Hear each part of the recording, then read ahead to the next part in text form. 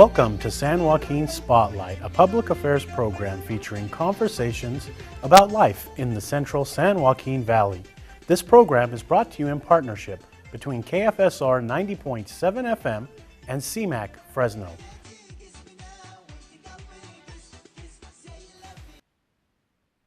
I'm your host, Sevag Tateosian. The studio is buzzing with activity, volunteers making this production happen, and inside the studio we have a couple of fighters, yes, boxing fighters, and their trainer. We have Jasper, Zoila, and Stephanie. Welcome to the program, you all.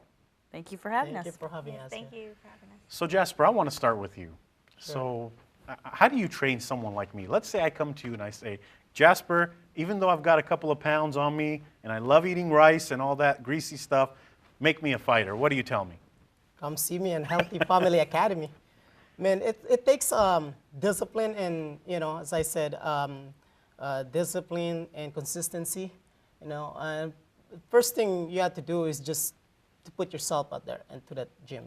Just do it, not just talking it or just first it comes to each individual. You have to do it by yourself. You got to do it.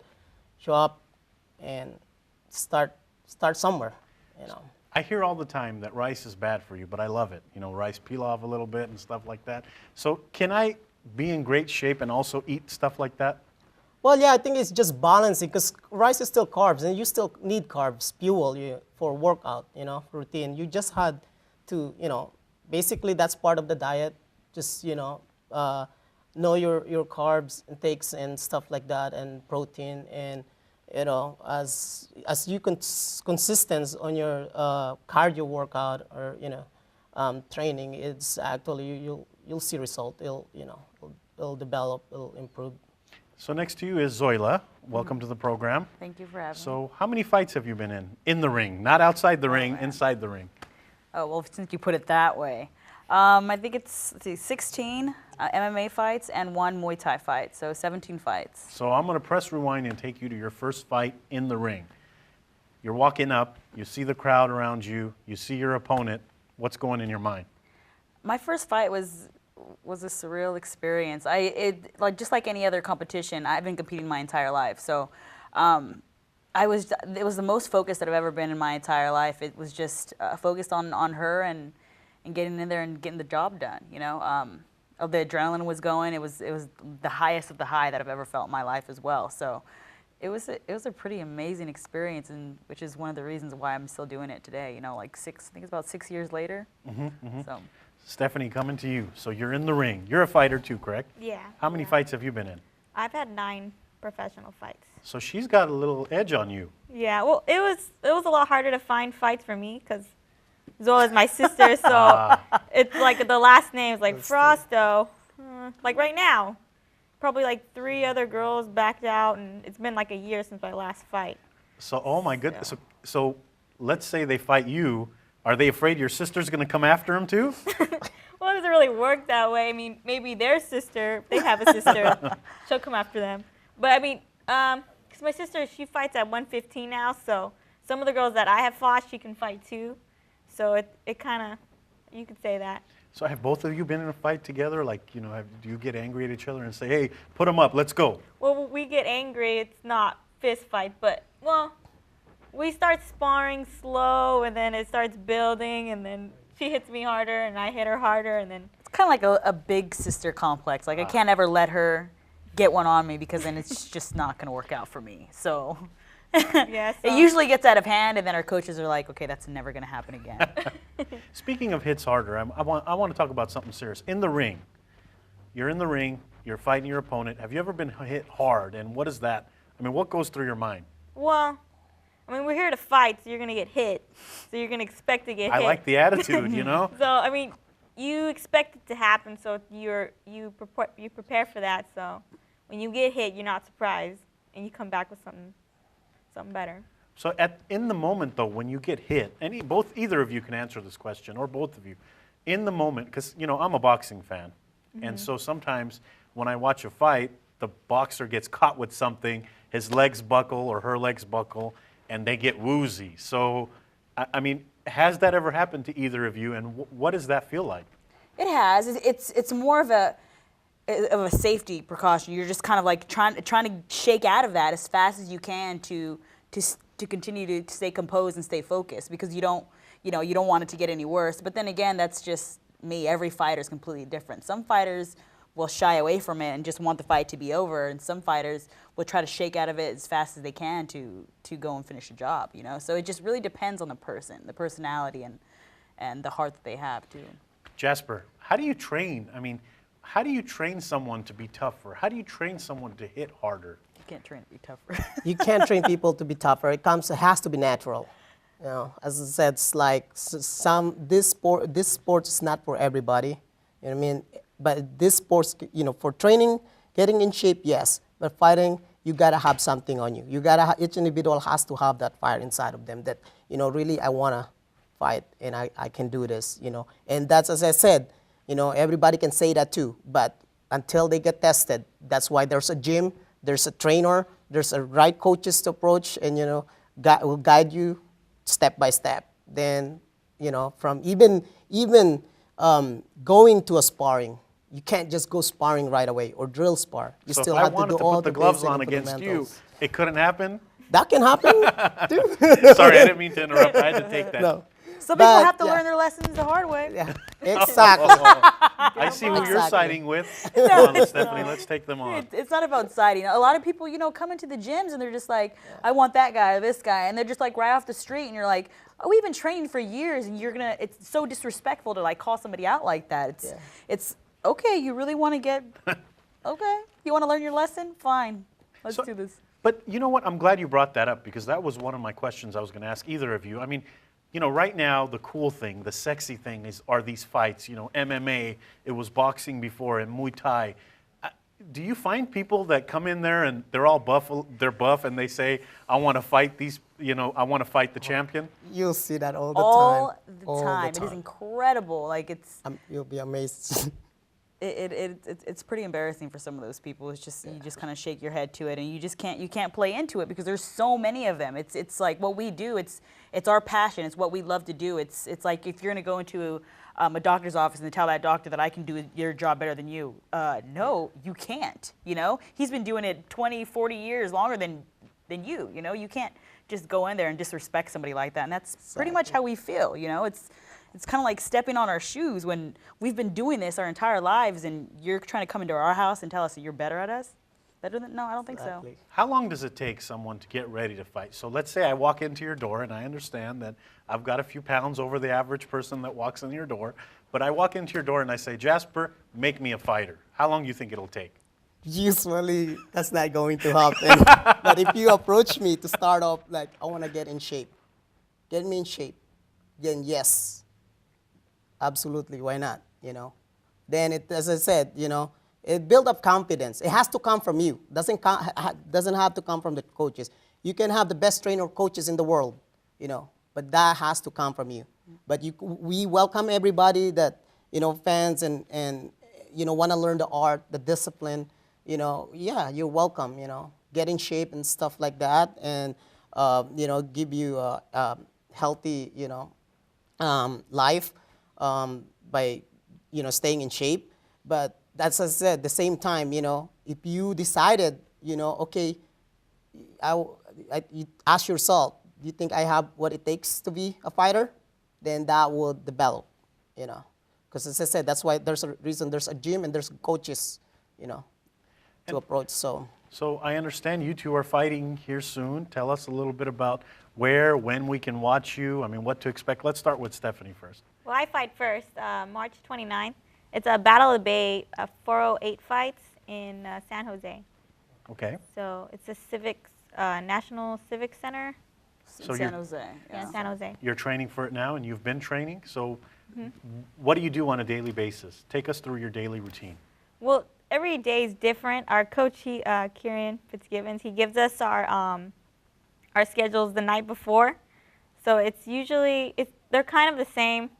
But we train twice a day, about 2 hours in the morning, 3 hours at night. We take class with like everybody else, so it's not like we have special privilege. I mean, we have our own pad sessions every now and then, but other than that, we train with the team and everyone else who comes in the gym. May 1st, we'll both be fighting on that card. May 1st, Tachi Palace in Lemoore, California. May 1st. May 1st. That's just Yeah, up the mountain. exactly. So. And which is really nice too, because within the last 5 years, I've been fighting out of state everywhere, and just this last fight a few weeks back, I fought in California for the first time, and it's been 2 or 3 years, so it's really nice to actually come home, and especially Tachi, because it's like almost right in my backyard. It's where we first started fighting, you know, when I first started fighting. So Most of our guys. Yeah. yeah, so it's really nice to actually be back at Tachi, where, you know, it's going to be like a home crowd, you know. So May 1st, Tachi Palace for WCK, Muay Thai too. So it's even better, because you can't take me down. You're going to have to fight your way out. Deal with the struggle. Jasper, I mean, are there people out there who are listening to this program, watching this program? Are they out there that you can take to the next level? I mean, here's the thing. I think there are great fighters out there that probably are sitting at home. They're in great shape. That they don't know that they're going to be good fighters. Does that exist? Yeah, it does. There's some actually individual out there that you know, has potential and has talent. You just need to be in the right training facility and right coaches, you know, management. You know, those are very important. Yeah, there's some few guys actually there that you know, watching them like. Yeah. So. To the sisters, the fighting sisters. I mean, when you started fighting, did you see that there are some people who said, don't do it? I mean, family members or friends, I mean, did they discourage you? Because, again, I hate to say this, but it's really a man's sport is what people think.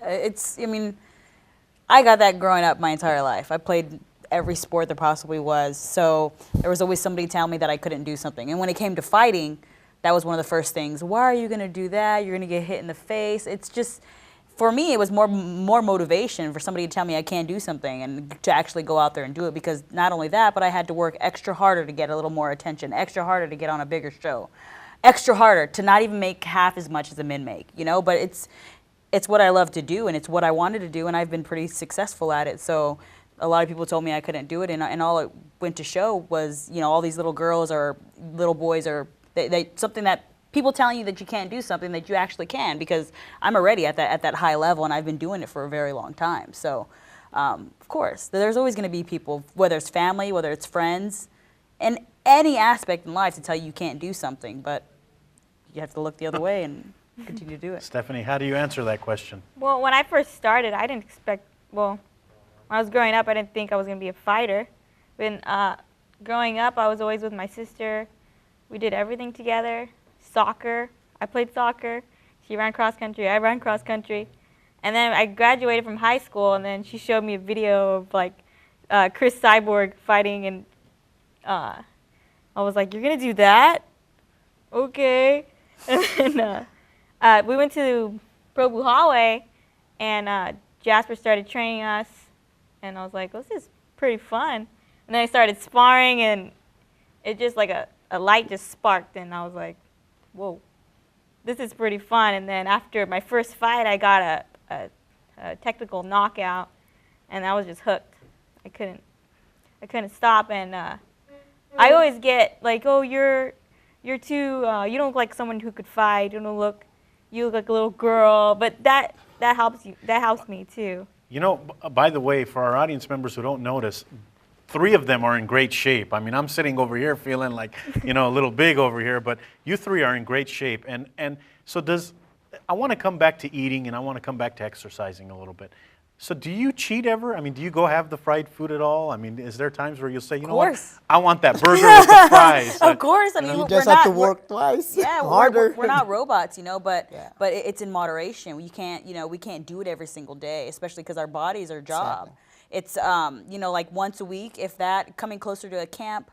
Like if we usually stop like 6 to 4 weeks out, no more cheating. Yeah. Like it's every 3 hours we're eating our proteins, our greens, everything to fuel our body, because it's our job. You know, it's you're not going to put regular gas in a NASCAR. You know, it's the same thing. You know, you hear that a lot. And when it comes to us in our sport, it actually we need it. You know, we can't feed ourselves junk and expect to perform at the highest level. So, but you know, we're human, and we crave that stuff too. We want it too, and it takes a lot of discipline and sacrifice to not have that stuff all the time. You know, so it's hard. Just like anything else in life, it's hard, and it's a sacrifice for us, just like it would be for anybody else. Jasper, tell us a little bit about yourself. I mean, you know, I don't think people know your background. You've been doing this for a long time. You've trained some great fighters. I think you're just like this little secret or this little, you know, people don't know about you. But tell us, man. Probably right about that. This is probably my first TV or interview. Well, I came to United States 2001 in Las Vegas, competed 2 disciplines, Muay Thai and Judo. Then after that, I decided to stay and move into Fresno, meet some friends, martial artists, and got invited to their gym.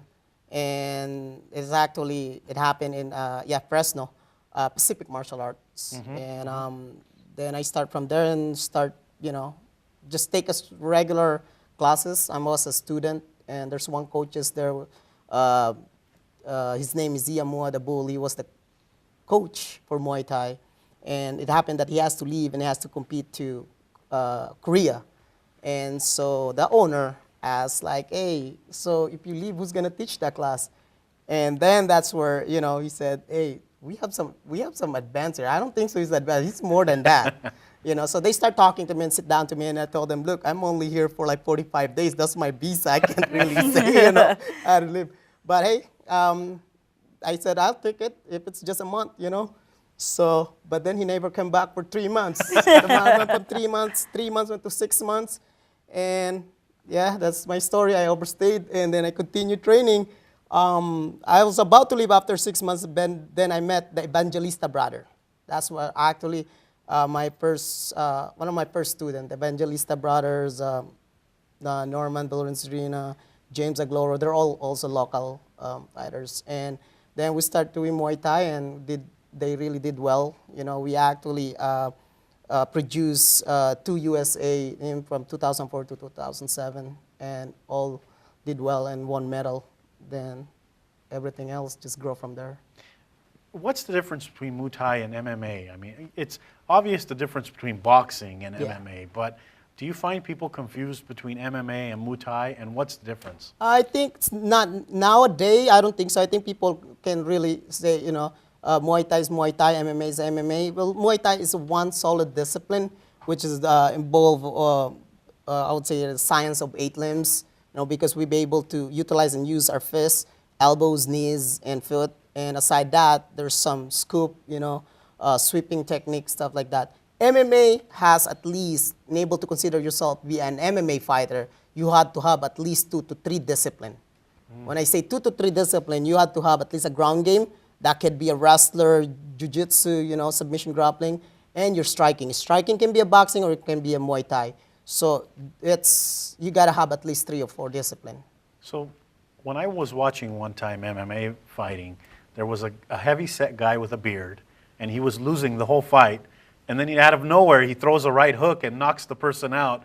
Is that luck or is that skill? I'll let either of you answer that question.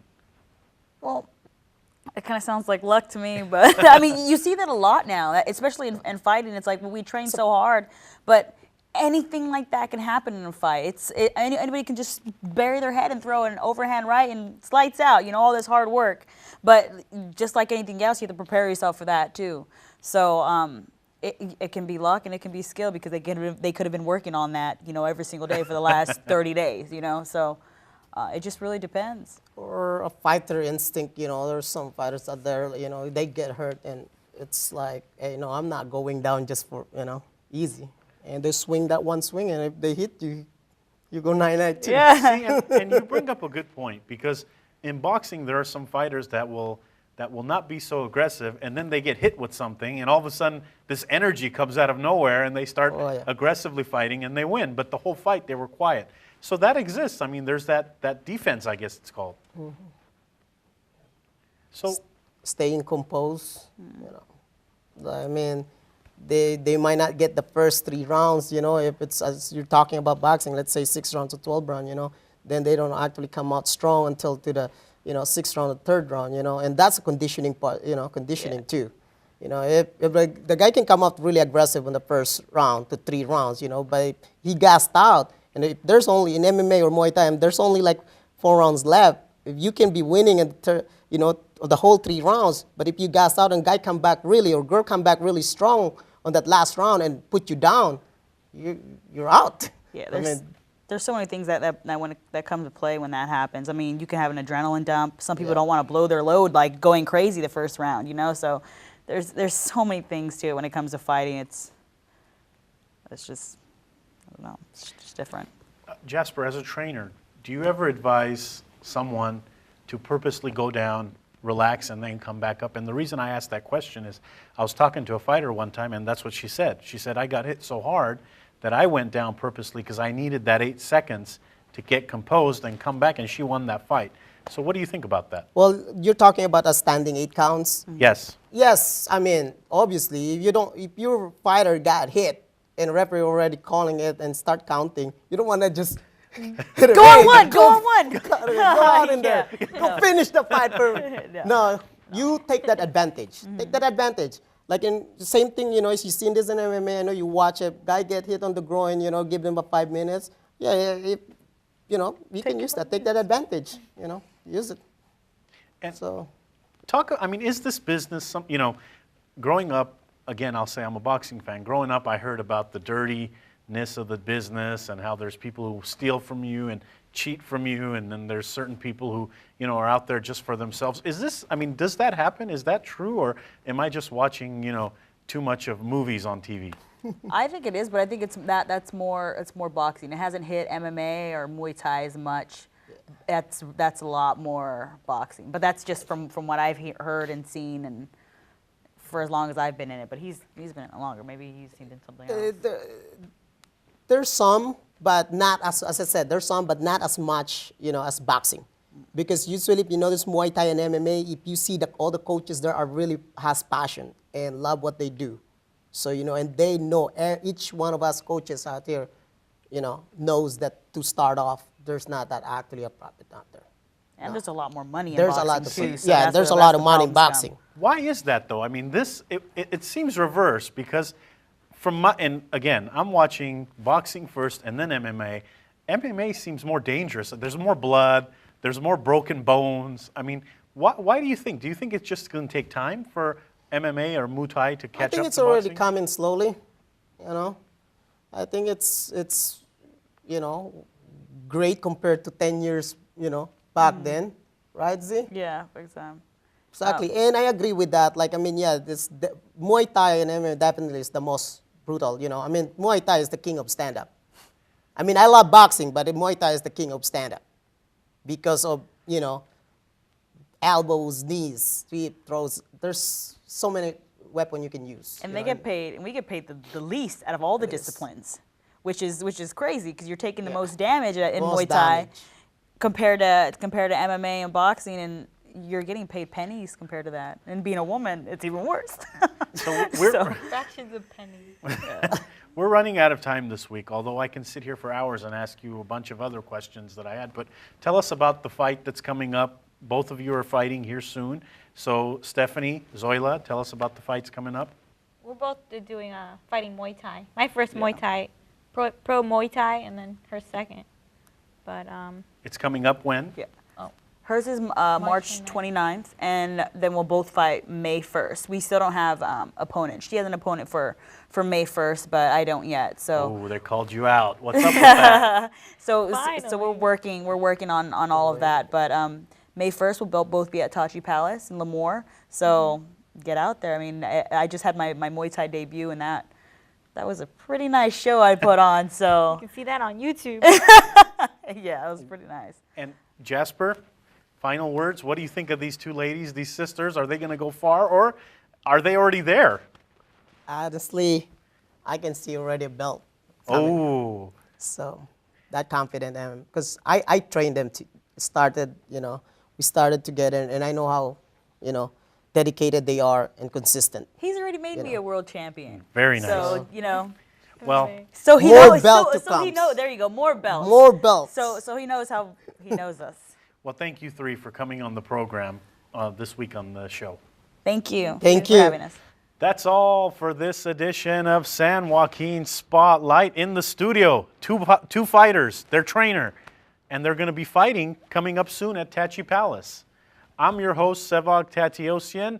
To our audience members listening on 90.7 FM KFSR Fresno, thank you for tuning in this week. To our audience members watching this on Comcast and AT&T via CMAC, thank you for watching. Tune in next week to a new edition.